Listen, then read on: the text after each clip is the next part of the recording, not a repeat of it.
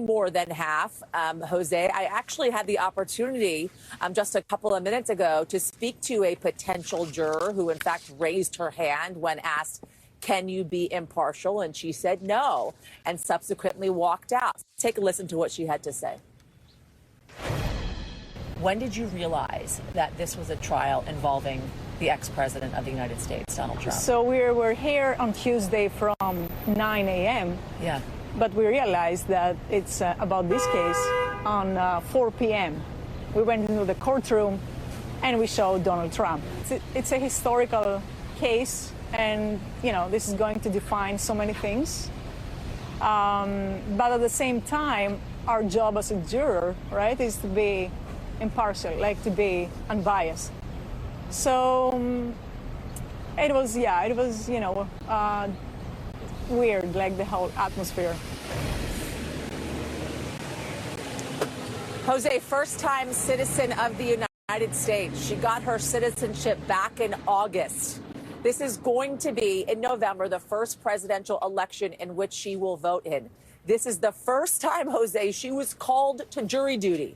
And imagine, she walks into the courtroom and sees that Donald Trump, the former president of the United States, is the defendant. Unbelievable. They're going through those 42 questions now inside that courtroom, and then they'll move on to the voir dire process in which the prosecution and the defense will ask their own questions, Jose. Welcome to America. Yasmin, so what is the count now as far as jurors that are seated, those that aren't, and what happened to other jurors? So one of the jurors, juror number 2, actually this morning came back. She had been seated, and then she came back today because she had reservations about being a member of the jury. And it was because of her identity, essentially. She had friends and family members who were asking her if she was on this jury. And so she reached out to the court to say that she had reservations about serving in this jury pool, in this jury. And so she came back this morning to talk about that. And she was subsequently dismissed. Then Judge Juan Merchan talked about not identifying jurors and being cautious in the way in which we report about the identity of jurors. There is a question in the jury questionnaire that asks about your current employer, Jose, and your former employer as well. The judge is asking that while that is still submitted into the record, we not report that, for instance, in our own reporting here on television and in papers, folks that are covering this trial, so that we don't reveal possibly the identities of these potential jurors. Also, juror number 4 is in question because the possibility of not providing valid answers on that 42-question questionnaire. Juror number 4 was supposed to show up this morning to answer some of the questions they had about that.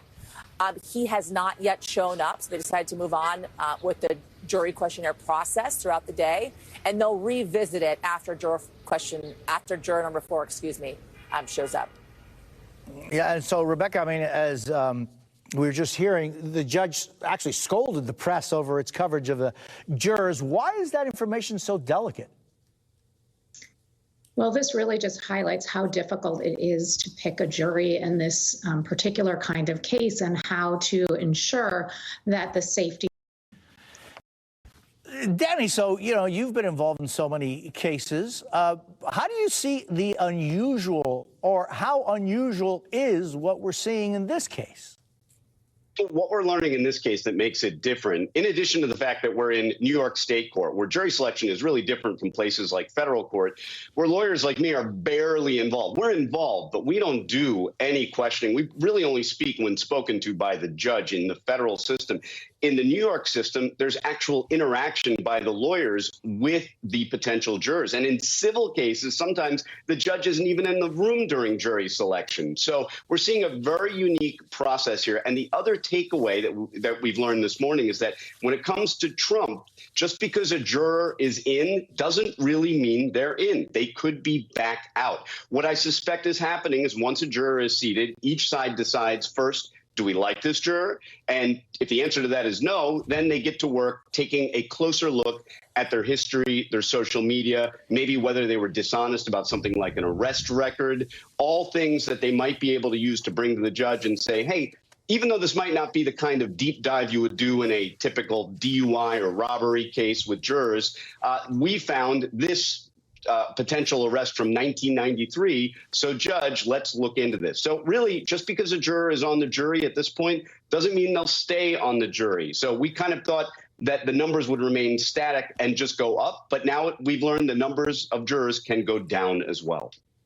So interesting. And Rebecca, I'm just wondering, like, if you are called for jury duty, I've been called a number of times, you know, you have to show up, you have to go through the process. It's not really a volunteer situation. You have to do it, right? So what are the requirements? What is the rules about, for example, if you're a juror number 4, or any juror, and you decide not to show up for whatever reason? In other words, how much teeth is there in you being a juror, and what happens if you don't show up? So you're right that, you know, this is a court order. You are required to show up, but there's a difference between the requirement and how that requirement is enforced. So my assumption is that there will not be severe punishments for people who don't come. And if you don't come, it will be a sign and a symbol to both sides and to the judge that you are not suited to be a juror in this case. And, you know, in many ways, this case is proceeding just like any other case. And in some ways, it's different, you know, particularly in that the judge is dismissing everyone who says that they cannot be impartial, which is unusual in a case. What exactly, Rebecca, is a Sandoval hearing? A Sandoval hearing is a hearing in which the judge determines the scope of cross-examination for a prosecutor, and that is important information for the defense going into the case, and especially in determining whether or not the defendant is going to take the stand. Because if the defendant takes the stand, then in this situation, they know prior to making that decision what prior bad acts and particularly potential criminal acts that the defendant has committed in the past will be allowed to come in. And obviously, that's an important calculation in deciding whether or not to testify. Yasmin, you know, this juror being asked to be excused and being excused from the case, you think that this could in some way be a pattern? I mean, I think, and it's part of what Danny was just talking about, right? Because we started off the day with 7 and now we're at 6 and we're still looking at juror number 4 filing by the people for this Sandoval hearing, basically talking about the evidence that they would put forward if, in fact, Donald Trump decided to testify. And all of it was about the establishment of his behavior. So talking about, for instance, the judgment that came through in the civil fraud trial, his being found liable of sexual assault in the E. Jean Carroll case as well, the corruption charges, Trump Organization, Trump Payroll Corporation as well, all of those verdicts to be brought up if, in fact, the former president decides to testify as establishing a pattern of behavior. So, Danny, let me ask you about patterns of behavior, for example, on a case of potential jurors. How much access to information about the jurors do both sides have? So they have some limited access to information, but Judge Merchan indicated today that he might be even curtailing more the public information that gets out about those jurors. I believe he said something to the effect of, you know, we don't need to report that somebody has an Irish accent, for example. So they have information about things like job, other stuff. And then from there, really, in today's age, it really doesn't matter. If you get some basic strands, a name, where somebody works. In fact, I mean, just take a law firm, for example. There are 2 attorneys on this jury. If you find out the law firm, I mean, most law firms, even if they have a sizable New York office, you can scroll through the photos of their bios.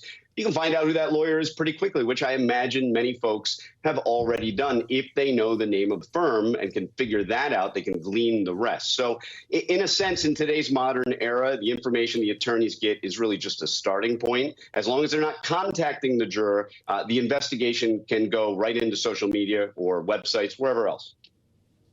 Rebecca Roife, Danny Savalas, thank you so very much. Yasmin, of course, stick with us for any updates throughout the remainder of this hour.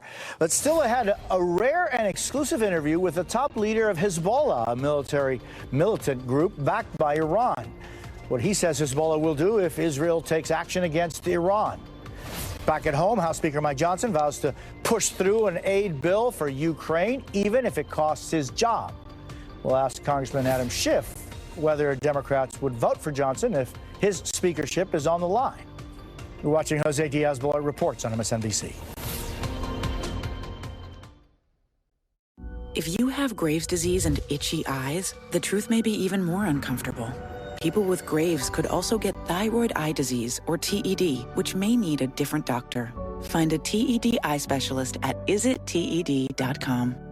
I'm an active mom, but when I laughed, lifted, or exercised, bladder leaks were holding me back from doing the things I loved. Until I found a bladder specialist that offered me Volcomin, a life-changing and FDA-approved non-drug solution for my condition called stress incontinence. It really works, and the relief can last for years. Take the next step at findrealrelief.com to arrange an appointment with an expert physician to determine if Volcomin is right for you. Results and experiences may vary. Move beyond the leaks. I have moderate to severe Crohn's disease. Now there's Skyrizi. Things are looking up. I've got symptom relief. Control of my Crohn's. Tell your doctor if you have an infection or symptoms, had a vaccine or plan to. Liver problems may occur in Crohn's disease. Now's the time to ask your gastroenterologist how you can take control of your Crohn's with Skyrizi. Control is everything to me. Learn how AbbVie could help you save. Feeling Claritin Clear is like...